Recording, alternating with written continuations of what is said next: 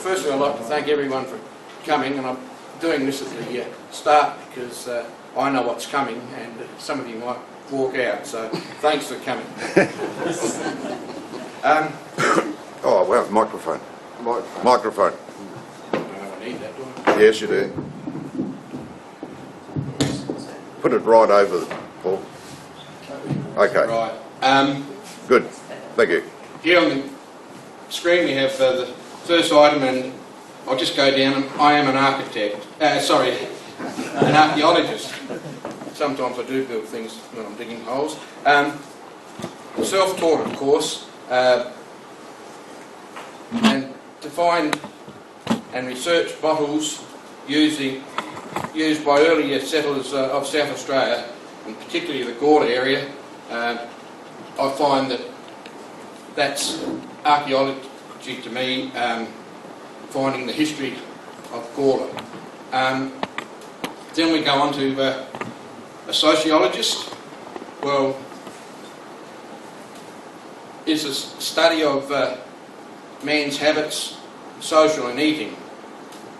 In the Gawler area, I've found a lot of oil and complement bottles, and I guess this is through the earlier settlers didn't have fridges, and they hung their meat under the shade of a tree or in a tent because there wasn't a lot of buildings and cellars around in the early days, and by the middle of the week the meat had started to have a little bit of a bad taste, so they'd pour in a bottle of oil.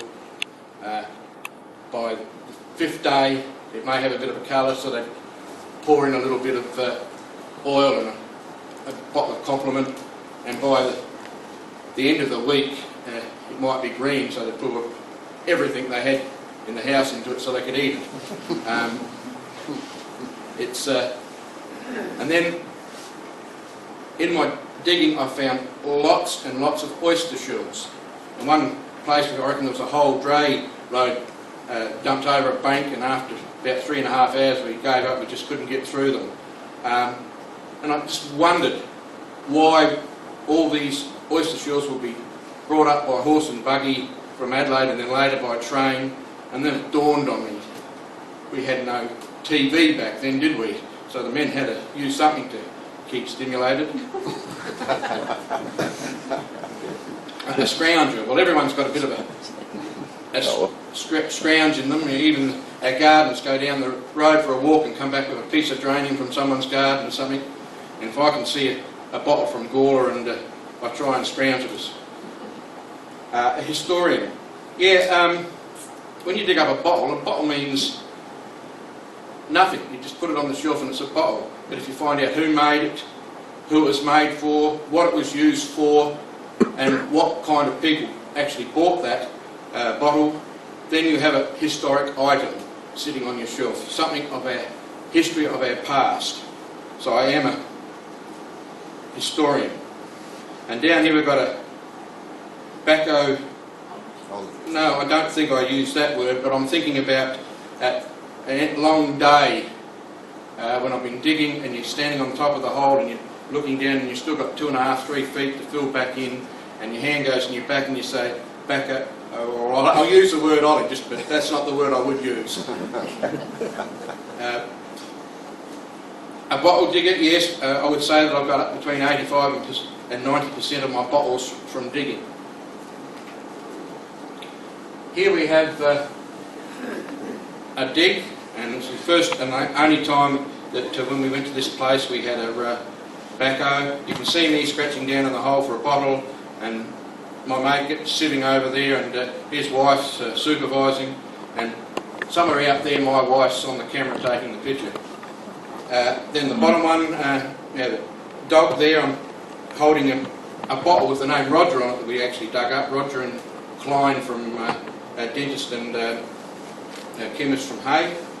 So I just gave out where we're digging there then. So don't run over to pinch my spot. And I'm trying to get the dog to get the stiff of the bottle so he can go out and find some more for me, but it didn't work. Now, once you dig, you get a collection, and we have a little bit of my collection. At the top row we've got Fordings and Bickfords, and we have Gawler Chemist, then aerated waters from Gawler and Third Row. The next is the sauces and pickles, etc., Rosella and all that type. And then down the bottom we have a few labelled Gawler Chemist bottles and the odd bottle at the bottom. Next.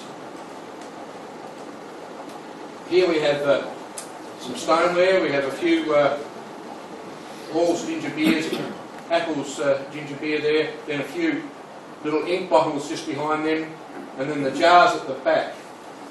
Well, they're the jars that actually shape this manly, healthy specimen you've got out in front of you now. Just imagine, I used to be able to stick my hand in one and pull out a dill cucumber, and then in another jar there'd be a heap of sauerkraut come out and the salted beans. So that's why I'm so healthy. I only have to take a blood pressure, cholesterol and a gout tablet every morning to keep going. Up the top we have the complement and oil bottles, then in the middle just a few odd-sod chemists. Down the bottom we have beers all around the back and a few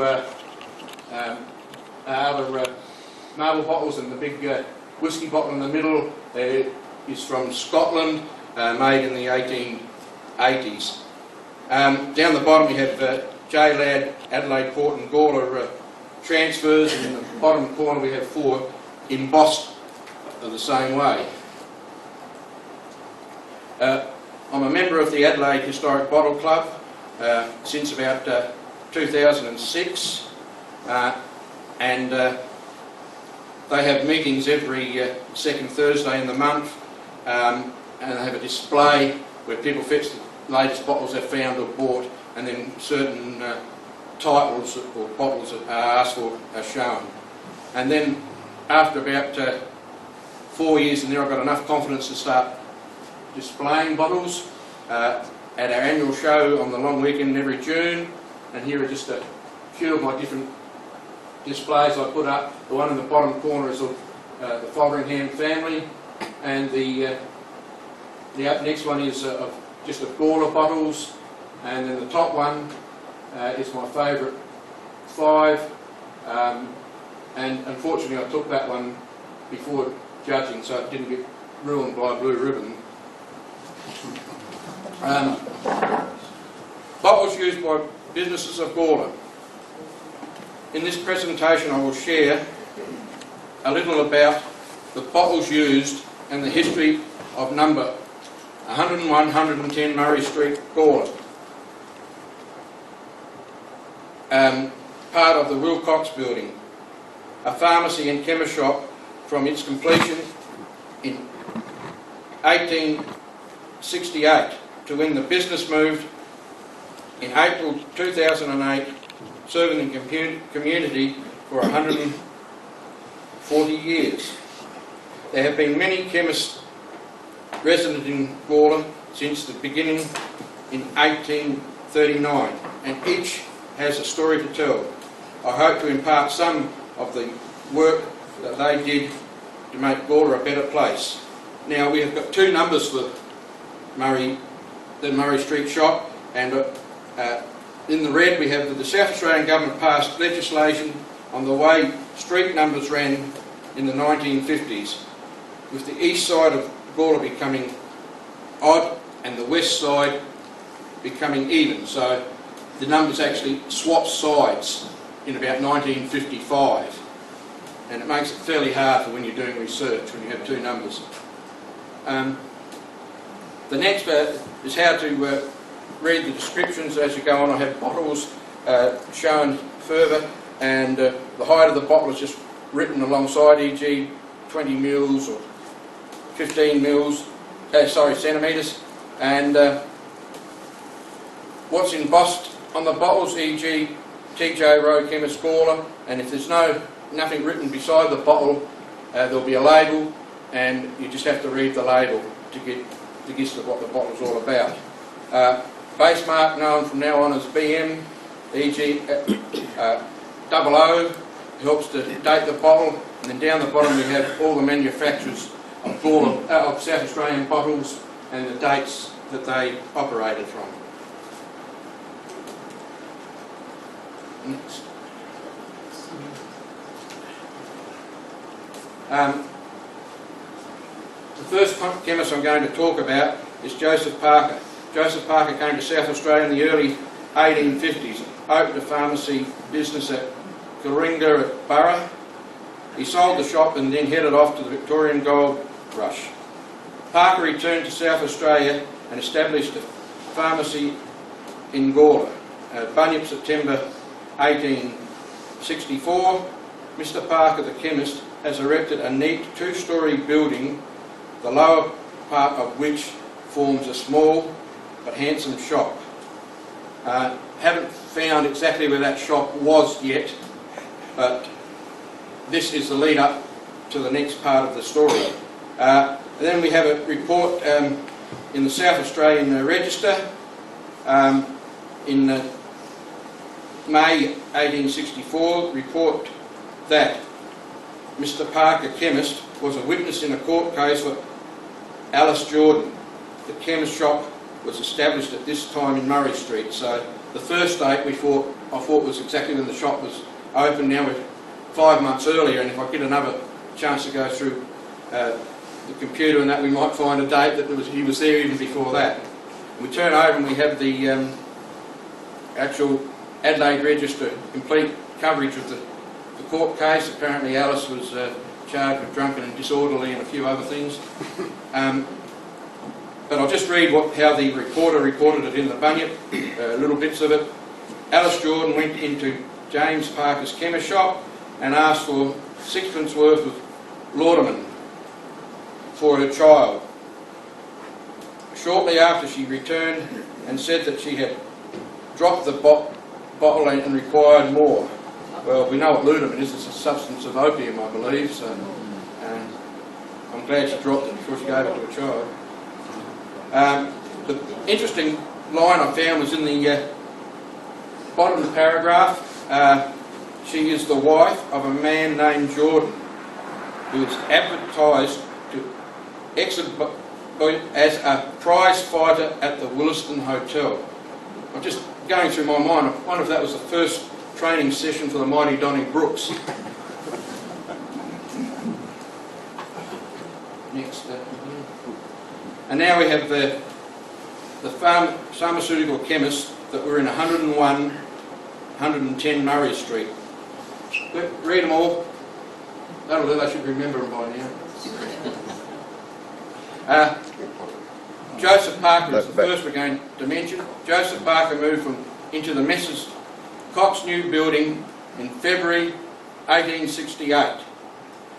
He will take the third shop from Jacob Street. In the Bunyip, November 67, Messrs. Cox new building. We understand the National Bank has made arrangements for renting from Messrs. Wilcox the building at the corner of Jacob Street and Murray Street. Dr. Lewis takes the next and Mr. Parker the third. The buildings are to be completed in about 10 weeks and will be a great improvement on Murray Street. Now, I've just put in there that it was in February 1868. It could have been in January and it could have been after, but well, I think in those days if the builder said 10 weeks, it was 10 weeks. Then a bottle found in the old Parker cellar reads, you can go on to the next one now anyway, and this is the bottle that was found.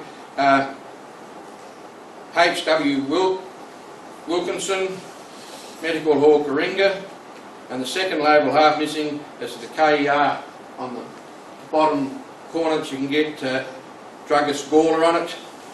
Just a little footnote here. Mr. Wilkinson was a chemist in Gawler in 1856 and for some time apparently after that, but that'll must really come in another episode.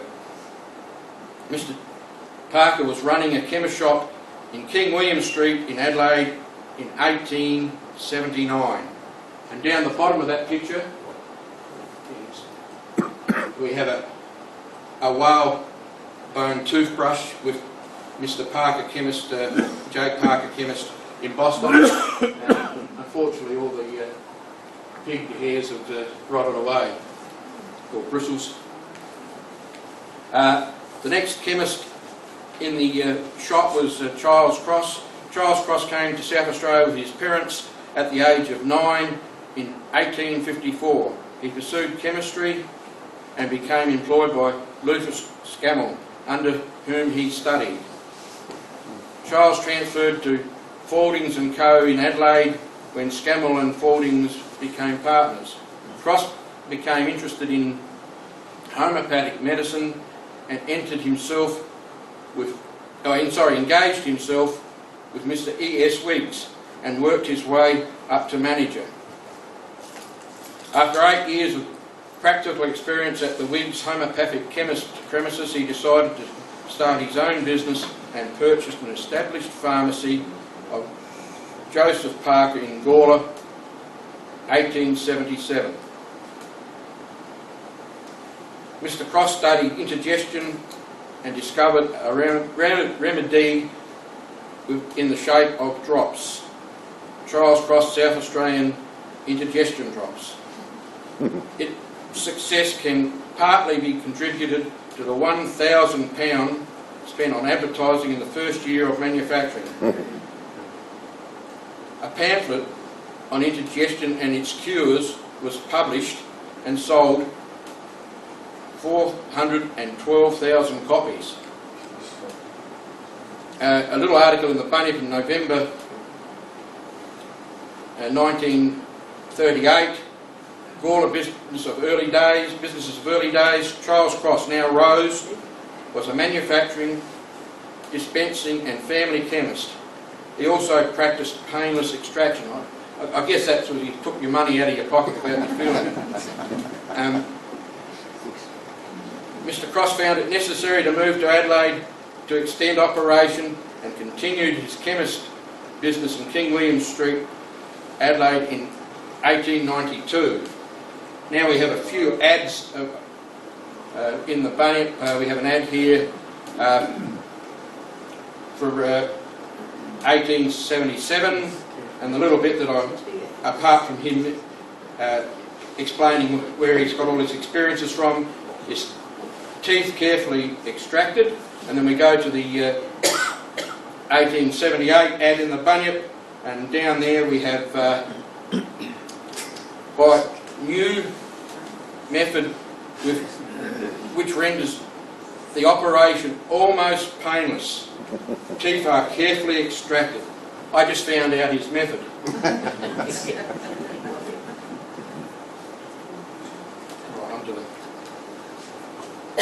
Here we have some of the bottles used by Charles. Up the top, on the front, we have indigestion drops, and Charles Cross and South Australia on either side. And the interesting bit I find here is dose, 25 to 30 drops in water, 3 to 4 times a day. 1, 2, I think you just pour the damn bottle in here. And the difference between the two bottles, indigestion bottles, is one's a little bit taller, but one has a base mark, 4200, which I believe is an order number from the company. And then in the middle we have a little Cross toothache essence bottle. The bottle's so small they couldn't even get the E on the ache. And here we have in the bottom corner a large bottle with Cross chemist and druggist Murray Street Gawler of cod liver oil, and it hadn't been much taken out of that, so they must have hated it as much then as they do today. The next one we have 3 blue bottles. Cross's hair restorer must be used at night, and on the sides Cross and South Australia on each side. Down the bottom in the base mark, a 00, that's a South Australian made bottle, about the early or the late 1880s, early 1890s. Down the bottom we have a Cross Restorine. On the back read accompanying pamphlet carefully, sides crossed in South Australia. And down the bottom, on the base mark, we have a K, that's for Coolmer Brothers Manufacturers, London in England. So these bottles were English bottles. The next one, we have a bottle that he would have put his medicines into the public, and it's just Trials Cross Chemist Gawler, and down the bottom we have the K, so that's an English bottle again. The South Australian Hair Preserver, a South Australian made bottle. I haven't been able to actually link that exactly to Charles, but there's been 10 or 12 of these bottles found around Gawler and not many elsewhere, so he would have been here at that time manufacturing, so I'm hoping that it is. Down the bottom, just a couple of labelled bottles from out of the cellar. Here we have an advertisement featured in the Gawler Handbook of 1880, and down the bottom an article from Fremantle, Western Australia in the Herald in 1881. The exhibition, further awards. Indigestion drops. A silver medal has been awarded to Charles Cross, chemist, Gawler, South Australia, for his indigestion drops, a valuable preparation made from pure ingredients. Then we have ads for Cross's cough drops, and they come in forms of testimonials. And on the top one in 1880, we have testimonials from Richard Hogben from Kangaroo Flat and Thomas Day from Reeves Plains, and then down the bottom 4 years later they've used the same testimonial from Thomas Day again. Next. Here we have testimonials for eye lotion at the top in the Bunyip in 1880, and then in 1881 corn extraction. Here, the next. I've got a few pages to get through, so I'm flying. So,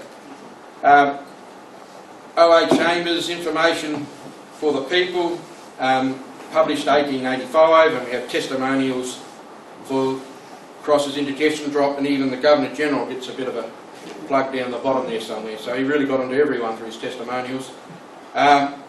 Here we have an ad in 1889 and for Restorine, and there's no names given here, but as we went down I thought it quite funny. He's got a lady says and a lady says and another lady says, and I just couldn't work that out until I got the next bit.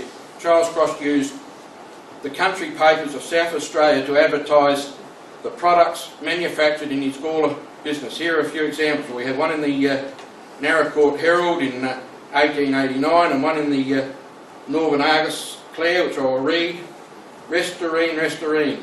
This is a special medication for married and single females. When health is delayed through wet feet and other cause, Restorine has brought on where everything else has failed. A medical gentleman says that he has known when the use of remedies have failed, Restorine to bring on what was desired. Health is necessary and must be had. Restorine will bring it on. I don't know what it's going to bring on. So, sold by all chemists, 2 and 6pence per bottle. Postage 6pence extra. Well, it was cheaper if you bought the first one, because that was 2 and 9pence posted. But then now I understand why the ladies were getting a mention in that first one, because it was directed at ladies. First of all, I just thought it was the women of Gawler were having their first say, but the ad was really directed at women. We have an ad here for Cross's rheumatic syrup in the Bunyip in the 90s. Oh, hang on, wait on. We swapped over here, didn't we? We've got a picture of Murray Street in 1890, and the chemist shop is the third window right there. Yeah. So Now, go on again, what have we got? Right. Important public notice. Charles Cross desires to announce to the public that owing to the great increased demand for his celebrated proprietary medicines, indigestion drops and co, he has taken a large manufacturer in Gawler, where he intends carrying out the wholesale business. He is pleased to state that he has so successfully managed his business so as to be able now to devote the whole of his time to the wholesale. So he must have been really into it there. Now, I don't know where this manufacturing place was, but it didn't last very long, because he actually, in the first bit you see where he actually had moved into King William Street and already bought another place to manufacture in 1892 in Adelaide. Just a little bit from the Western Australian Mail in Perth in 5th of March 1904. Charles Cross, a well-known chemist, died last week in Adelaide at the age of 58. So he was well known, not just in South Australia, but all over Australia. To get a little added way over in Western Australia that his passing shows that his way of selling things by advertising must have worked, and he had a real good business going. Now we move on to James Rowe. Now, James Rowe was the son of Henry Rowe, born in Gawler in 1867. At the age of 14, started employment under Charles Cross, with whom he learned his profession as chemist. In 1891, he purchased the pharmacy from Mr. Cross. In 1919, Mr. Arthur Rose, the youngest son of Henry Rowe, took over the business from his brother James. Now we have an article in April 1891, change of businesses. James Cross has purchased the retail business of Mr. Charles Cross, and Mr. Cross disposes of the retail business of James Rowe in the paragraph underneath. Next. We have two beautiful labelled bottles that were found in the cellar. Beautiful labels. One's got Murray Street and the other one's just a pharmaceutical chemist Gawler on the bottom. But two wonderful historic bottles. Now we have two poison bottles up the top. T.J. Rowe Gawler Poisons, glass made in America. Then on the other side we have two of these dispensing bottles where T.J. Rowe Chemist Gawler, and of course the glass made in America written on the front.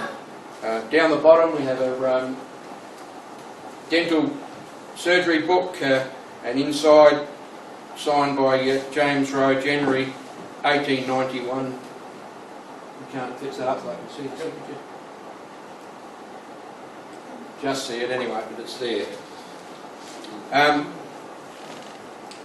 Some ads that were in the bunyip, just the normal medicine stuff, but the thing that interested me was his the way he explained he was going to serve the community.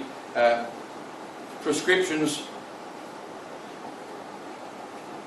dispensed day and night.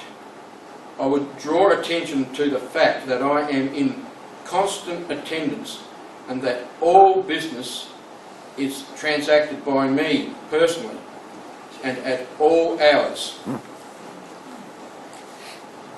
Down the bottom where they've got the tooth extraction, a great number of patients can testify to my care and success in extracting of teeth. So here we have another druggist and chemist and, well, we were going to say dentist, but bottom just above the name we have in big letters Night Bell. We didn't have it in the chemist when I was going there.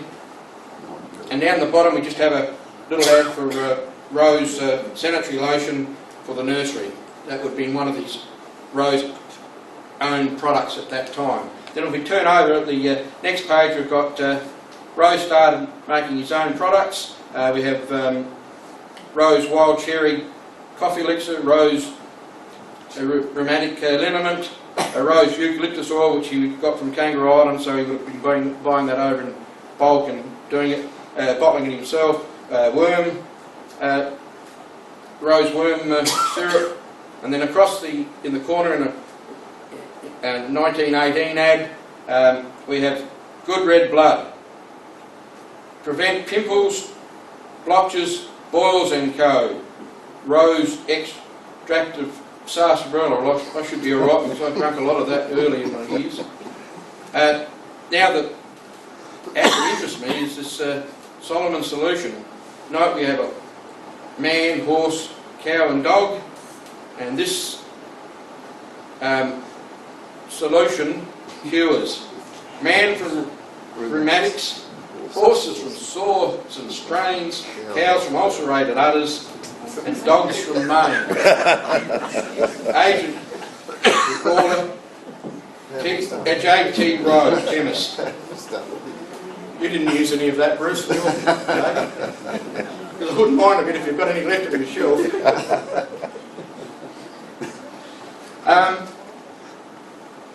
An ad in the September '94 paper, then down the bottom we have an etched medicine glass, T.J. Rowe, chemist Gawler. There is also an embossed one, but they are extremely hard to get. Just another couple of ads from the Bunyip, one in 05, Rose Shore Cure Corn, Shore Corn Cures, and one down the bottom in 1913 for Rose Syrup of Tar and Wild Cherry. Now, Rowe has sold Dr. Sheldon's products with advertisements regularly in the Bunyip. Well, we have advertisements here in 05, 06 and 07, and I think we could have got an ad for every week in that period and even a little bit longer than that. So they really spent money on advertising, and the bottles, the two at the top, Dr. Sheldon's New Discovery with Sydney, New South Wales and Boston, USA on the sides, and the one down the bottom is Dr. Sheldon's Magnetic Liniment and Sydney and Boston on the sides.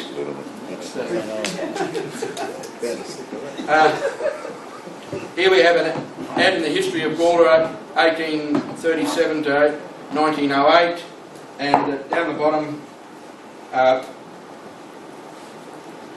James Rowe, former Gawler chemist, has suddenly died suddenly at Glenelg on Tuesday, aged 83 years. He had enjoyed good health up to the time of his passing. The late Mr. Rowe was the original proprietor of Rose Pharmacy, which he conducted from the age of 21 years until 1919, when he retired and sold the business to his brother, the late Arthur Rowe, July 1950. Here we have a guy at 21 years of age who came into a chemist shop as a druggist, a chemist and a tooth puller. So that was remarkable. I think now they only get out of the studies at about 23 or 24. Next we have Mr. Arthur Rowe was born in Gawler, the youngest son of Mr. Henry Rowe. Arthur entered business life under the direction of his elder brother James as a chemist assistant. He gained his pharmaceutical degree in 1910. Mr. Rowe gave service in the AAMC, which is the Australian Army Medical Corps, in the 1914-18 war. He served a greater part of his soldiering in the humid heat of India. Mr. Rowe returned with health impaired, but careful nursing and attention appeared to overcome the disabilities. He took over the pharmacy business from his brother James Rowe in 1919. He married Marjorie Rose Best at St Peter's College on the 27th of October 1926. Mr. Rowe ran the pharmacy until his death in August 1944. His widow, Marjorie Rowe, took over as proprietor of the pharmacy. In this time, Mrs. Rowe brought in managing chemist for the Rowe pharmacy. Here we have two more beautiful labelled bottles in the cellar of Arthur Rowe.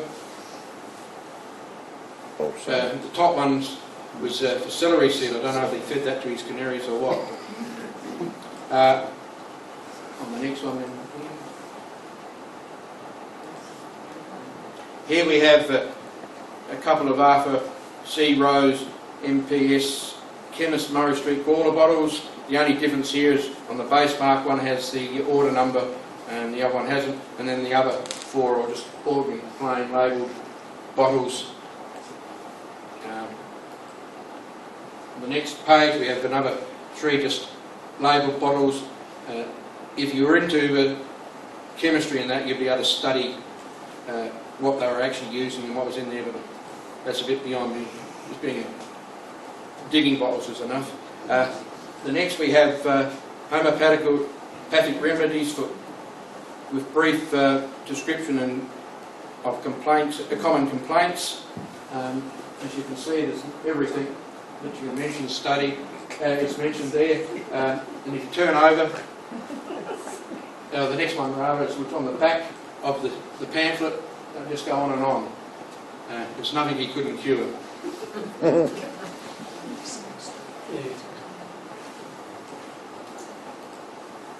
Now we have a picture of Arthur Rowe's, or Murray Street with Arthur Rowe's chemist there next to the marching studio.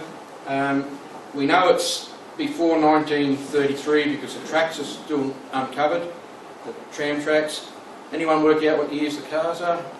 28, 29 or? 28.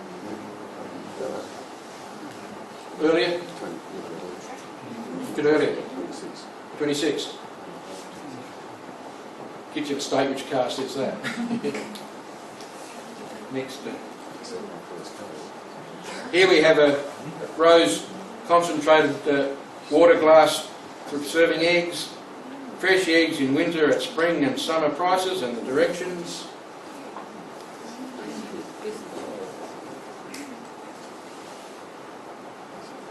And here we have an old mouthwash label, and down the bottom a Rowe's hair, nursery hair lotion.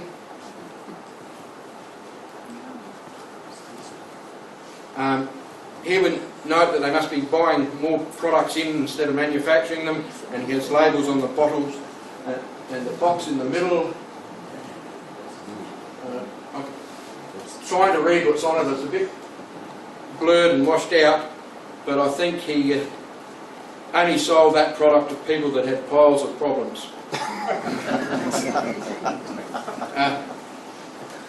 A stamp on the salts wrapper around the bottle, stating it's Rowe's shop.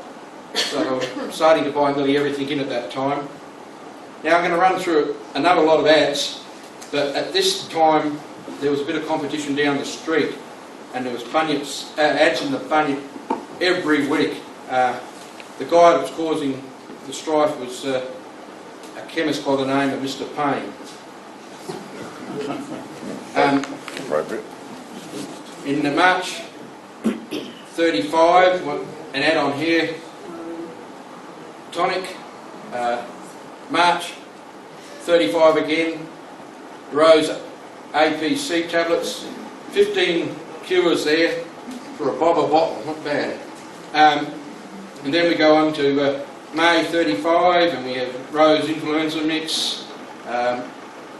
Dandelion fever. July 35, Dandelion fever. Cold Nights and Warm Beds. Sorry, he's only selling hot water bottles, fellas.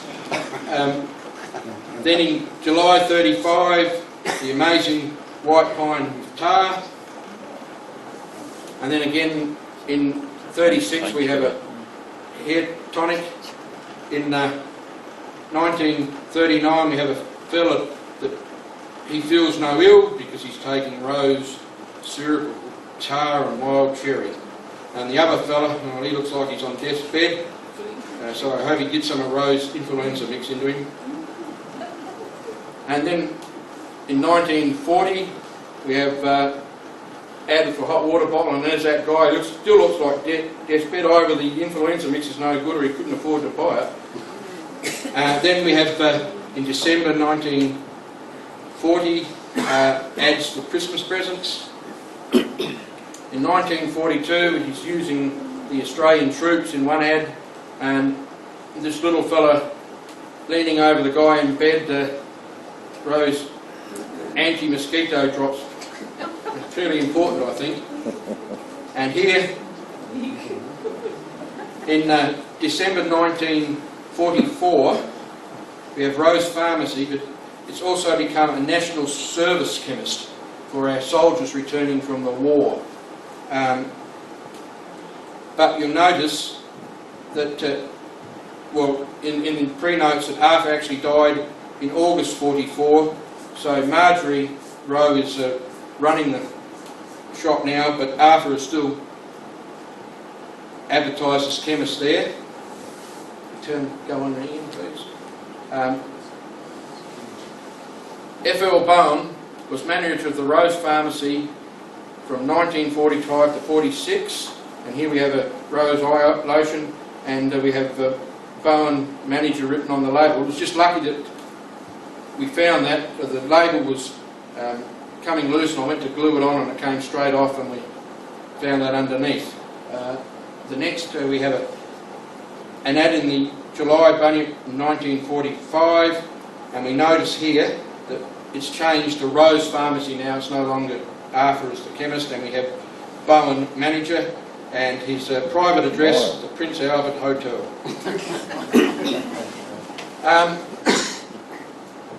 J.W. Watts was the managing pharmacy from 46 to 48, and here we have the eye lotion again with his label on the bottom.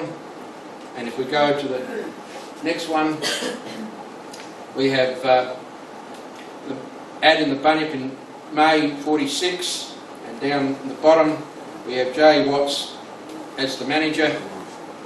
After hours, 12 Gawler Terrace. That must be down by Deadman's Pass, is it? There's something Gawler Terrace? There isn't a 12 Gawler Terrace. They're all odd numbers. They're odd numbers. This was before the street Around 50-day change. We were 13. So the next chemist we have is Mr. J.G. Cox, moved into Gawler in 1948.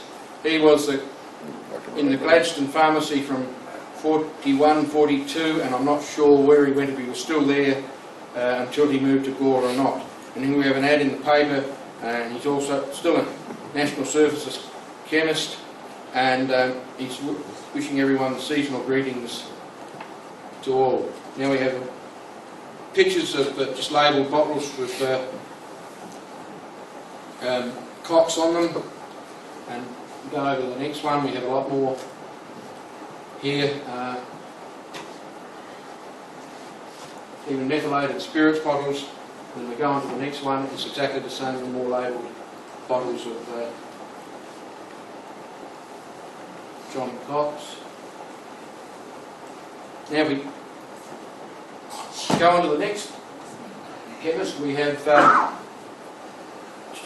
J.G. Cox, F.E. Walls. Cox and Walls formed a partnership in 19... Can anyone help me? Does anyone know when... Well, we know it must have been in 19 something. At the bottom we have two labelled bottles. We have Cox Pharmacy, but underneath that we have Cox and Wall written on the label. Then we go to Graham Townsend. Townsend brought the business in 1979. Graham was a pharmacist in several Adelaide areas before moving to Gawler. And we have 3 labelled bottles down the bottom from Graham. And then we go to Kim Popka. Kim's first job was at Callahan's Pharmacy, 141 Murray Street, Gawler, in 1976 as a trainee. In 1983 he worked for Norm Russell at Elizabeth South. Then in 1986 Kim purchased the pharmacy in 110 Murray Street, Gawler, from Graham Townsend. And here we have a few pictures of bottles. We have the 2 bottles together. One had the old label on it, and then Kim must have recycled them and stuck his on the back. And then down the bottom we have a Kim Popka's decongestion cough mixture. I believe that was used by the Sims family. Somehow it got left in the cupboard and then it was around when I started collecting bottles. Then we have Kim Popka and Phil Richardson. Phil's started work as a trainee pharmacist in 1993 at Kim Popka's Pharmacy, Gawler, then at Popka's Pharmacy at Salisbury in 1997. Kim and Phil formed a partnership in 2001. In 2007, Phil returned to Gawler after the Salisbury shop was sold. The Popka and Richardson partnership moved to 114 Murray Street, Gawler in April 2008, ending 140 years of pharmacy in 110 Murray Street. And go back to number 1. Yeah. We can go right through it. Yeah. I'm Roger Sims, and thank you very much for your time, and I hope you found it interesting. At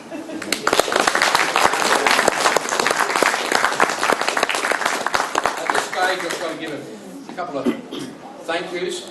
Firstly, to Kim Popka for allowing me into the bottom of the chemist shop. Without getting down there and with Kim's help, there wouldn't have been a lot in here, because a lot of those bottles and information come from down in that cellar. Also to Ian for running the stick and the show for me. I think you do a lot of work that goes unforeseen here. Thank you very much for your...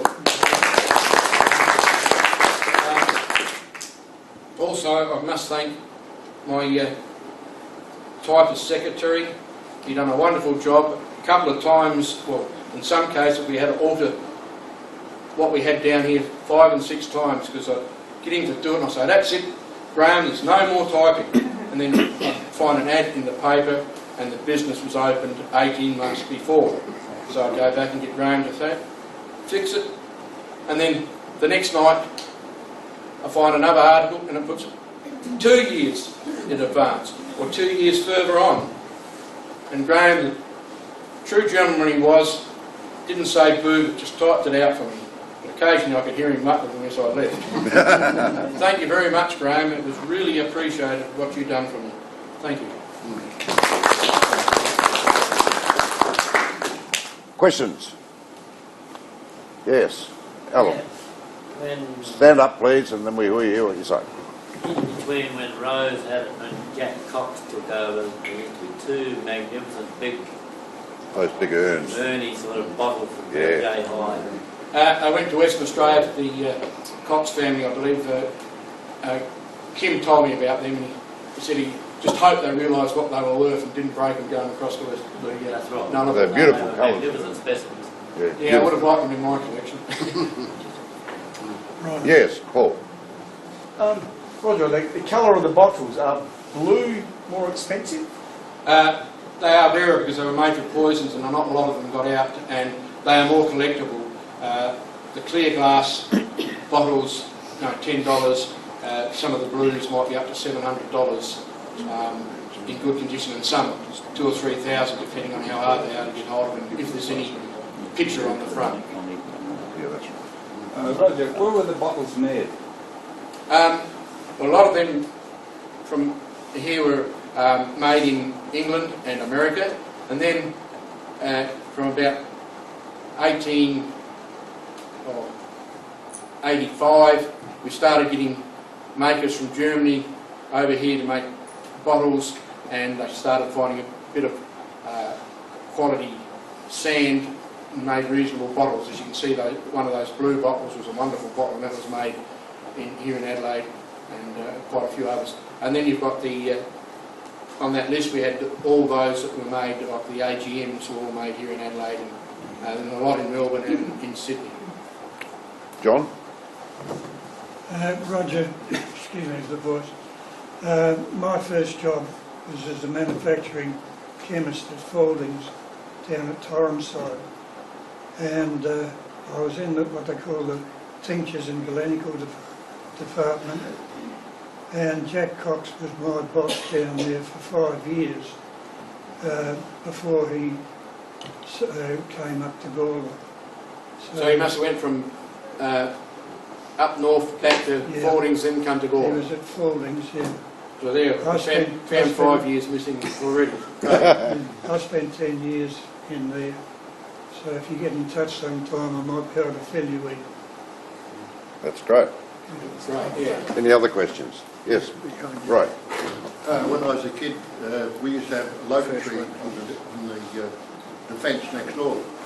My brother and I used to eat them when they were green. And Mum had given us milk emulsion. It was a large rectangle bottle with this white fluid in it. It didn't taste bad, but sometimes she'd mix them up and she'd give us this cod liver oil. You must be about the same age as me. And the olive oil was real good. Tony? Stand up, Tony. Oh, Arthur Smith. You had a few of these, I believe. I've got nothing of Arthur bottles, but there are. But he was in a chemist shop down. He was just before the chemist, Mr. Payne. He was down there. Then he moved up almost opposite where 110 was, and I believe a fellow by the name of Conley, then Harnett and George took over across the road. Would there be many of the Fotheringham's brewery bottles left in? Well, as the brewery itself, I believe they just use labels. We haven't got many in Boss bottles. There's an example of a labelled bottle up at the Kapunda Museum, but from about 1895, there are a heap of tea Fotheringham bottles, but that's when they started making cool drinks at the factory. 2 more questions. Ray? You had the backhoe working in one of your slides there. How do you know where all those bottles come from in the first instance? Well, how they got there? They were there. How do you know they were there? It's quite funny. We were actually staying in Hay, and the guy said at the homestead of the property, and he said, "I've moved the backhoe over there so it makes it a bit easier for you." And we went about 38 k's southeast, and then we came to a gate, and we went about 20 k's on a dirt track in the land, and then there was this building, an old house in the middle, and that's where we got our bottles. So no one else would have found it. If he hadn't have been the manager of the property at the time, we would have never ever found it. Another one. Going back to the old pug holes that we used to have here in Gawler and that, did you make any attempt to localise those Well, areas? most of those big pug holes are getting around about the 1950s, and at that time we had bulldozers and we burnt, and everything there is, you've got to be lucky to get anything good. It's just where I used to be able to dig around Gawler, you can't now. Bike tracks and all the plantations of trees, so there's really nowhere to go. The only way I can really get bottles if like some lovely gentleman comes along and offers me 2 tonight, thanks very much, I really appreciate it. Or you go to an auction and find a few. Tony, last one. Have you been fossicking around when they did the digging for the Golden Fleece Hotel renovations or the new bottle shop? No, I mean, there were big holes. Why didn't you go down there? it's almost impossible to get into those sites. And a lot of those sites have got contracts with people in Queensland. If they pick up any bottles, they go straight through to Queensland. So, I Is think- it possible to go to antique shops or like Strathalbyn, where there's a lot of antique shops, and find bottles they've got, and find bottles that might have travelled from here to there? oh yes, you find them everywhere. You get a lot of Gawler bottles, especially Rose in Western Hill. So you've been sending everything up to there. Oh, the other thing too, down on the back table I've got a bit of a display, and also on each end there's a little pamphlet for an antique fair and bottle show in Strathalbyn Hall from our bottle club next Sunday. So feel free to take a pamphlet, and if you've got nothing to do, go for a nice drive. It only costs $2 to get in, and you'll see things that you've forgotten about. Over a cup of tea and coffee, more questions can be directed to Roger. Now ask Paul if he'd give the vote of thanks, please. Okay, that's right.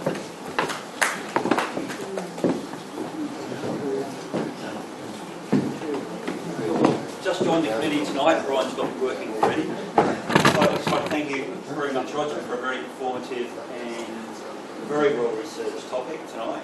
I can understand a bit of your enjoyment in finding bottles, because many years ago I was up the river on a holiday and we went for a walk. We found some old bottles, but unlike us, you actually research the bottles, you find out where they come from, who they belong to, and actually bring that subject to life. So some inanimate object, you actually give that a life. So I thank you very much for that, and the fact that it also represents the history of Gawler as well. I think that's a double bonus for everybody. So I will call you a bottleologist and say thank you very much for that.